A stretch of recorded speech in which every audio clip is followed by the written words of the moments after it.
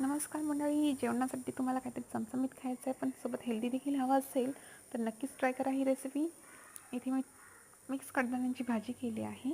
त्यासाठी मी 5 प्रकारचे कडधान्य घेतले होते. तुम्हाला हवे ते कोणते कडधान्य घ्या तुमच्या आवडीचे. रात्रभर छान भिजवून घेतले होते आणि स्वच्छ धुवून घेतले आहेत. पहिल्यांदा आपण याच्या 4 शिट्ट्या काढून छान उकडून घ्यायचे तशा प्रकारे. त्यानंतर वाटण बनवूया. त्यासाठी मी भाजलेलं खोबरं घेतलं आहे गरजेपुरतं. सोबतच एक टोमॅटो, एक मिरची आणि कोथिंबीर घेतली आहे. अशा प्रकारे छान वाटण रेडी करायचं आहे आपल्याला.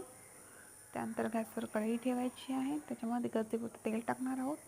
ते छान गरम झाल्यानंतर त्याच्यामध्ये टाकणार आहोत कढीपत्ता, सोबतच जिरे, राई आणि एक चिरलेला कांदा.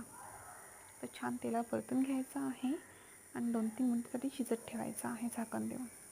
पाहू शकता आपला कांदा शिजलेला आहे. आता याच्यामध्ये वाटलेलं वाटण टाकणार आहोत. ते देखील छान तेलावर परतून घेऊन 2-3 मिनिटासाठी शिजत ठेवणार आहोत. सोबत अद्रक लसूण पेस्ट देखील ॲड केली आहे आपण.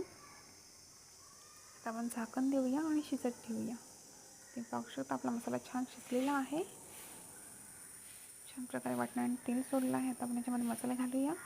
पहिल्यांदा हळद, लाल तिखट, धणेपूड, गरम मसाला आणि मीठ. ते देखील छान मिक्स करून घ्यायचं आहे. एकजीव झाल्यानंतरला आपण याच्यामध्ये ॲड करणार आहोत उकडलेले कडधान्य. सोबतच काही मी भाज्या घेतल्या आहेत. त्याच्यामध्ये फ्लावर, शेवग्याच्या शेंगा आणि बटाटा यांची देखील एक शिटी काढून घेतली होती. आता ते आपण छान मिक्स करून घेऊया. पाहू शकता झाकण देऊन झाकणावर थोडंसं पाणी ठेवायचं आहे वाफेसाठी आणि तेच गरम झालेलं पाणी आपण या भाजीमध्ये सोडणार आहोत.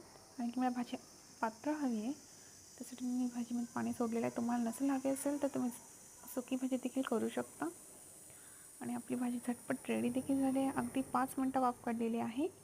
तुम्ही पाहू शकता. तुम्ही देखील नक्की ट्राय करा.